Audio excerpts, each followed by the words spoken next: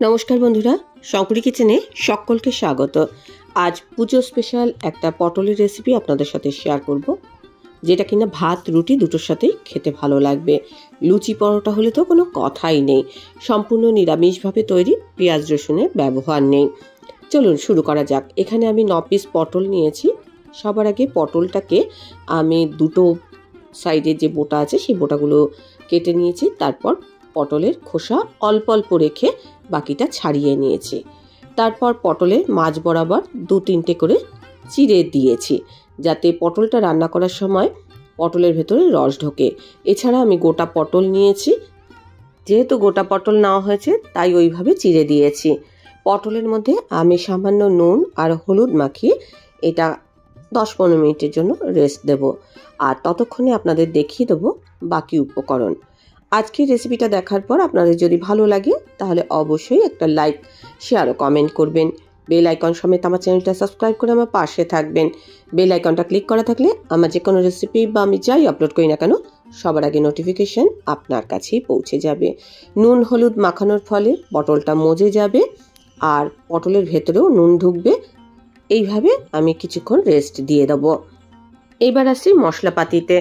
আমি 2টো টমেটো নিয়েছি। টমেটোটাকে আমি কুচি করে কেটে নিচ্ছি।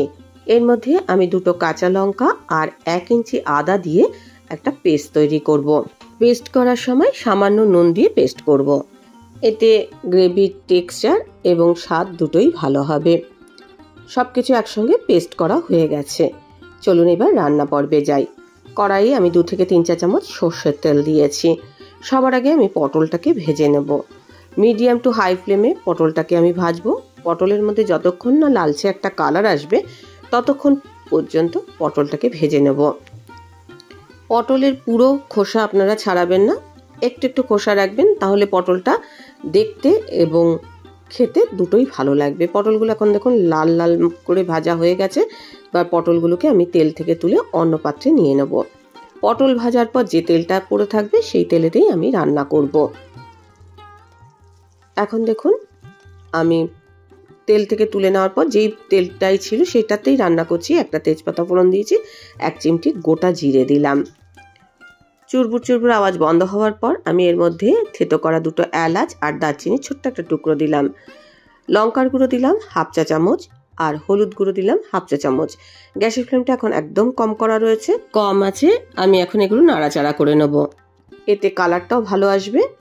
আর আমি এটাতে কিন্তু কাশ্মীরি লঙ্কার গুঁড়ো দিইনি, কেননা আমি কাঁচা লঙ্কা 2টো দিয়েছি আর বাকি গুঁড়ো লঙ্কা দিয়েছি।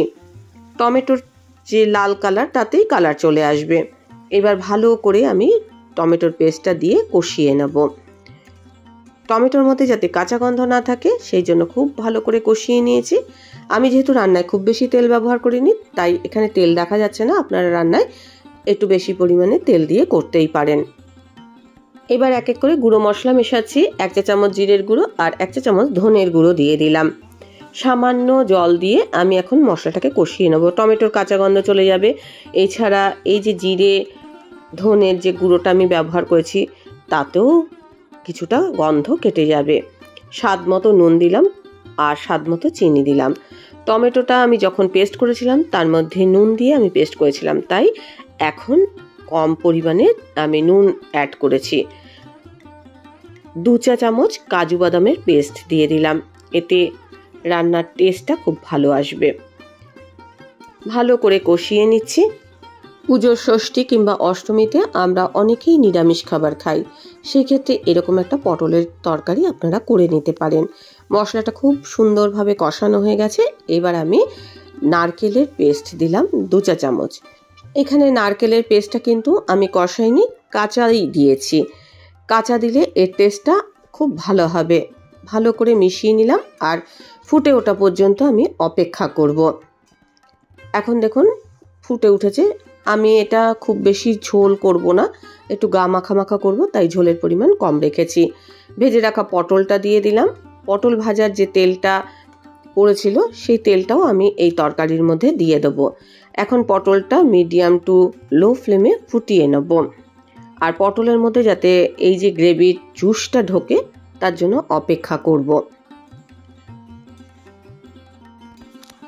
রান্না করতে খুব বেশি সময় নেবে না, কেননা পটলটা তো আগেই ভাজা ছিল। আর এখন একটু ফুটিয়ে নিলেই রেডি হয়ে যাবে।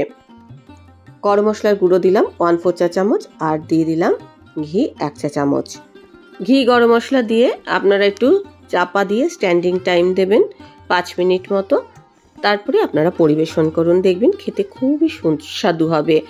আর এটা লুচি, পরোটা, ভাত সবের সাথে কিন্তু খুব ভালো মানাবে। রেসিপিটা ভালো লাগলে অবশ্যই একটা লাইক দেবেন, প্রচুর প্রচুর শেয়ার করবেন। আমার চ্যানেলটা ভালো লাগলে অবশ্যই সাবস্ক্রাইব করে আমার পাশে থাকবেন। আজকের রেসিপি এই পর্যন্ত। দেখা হবে নতুন কোনো রেসিপি নিয়ে, নতুন কোনো এপিসোডে। এতক্ষণ আমার সঙ্গে থাকার জন্য অনেক অনেক ধন্যবাদ।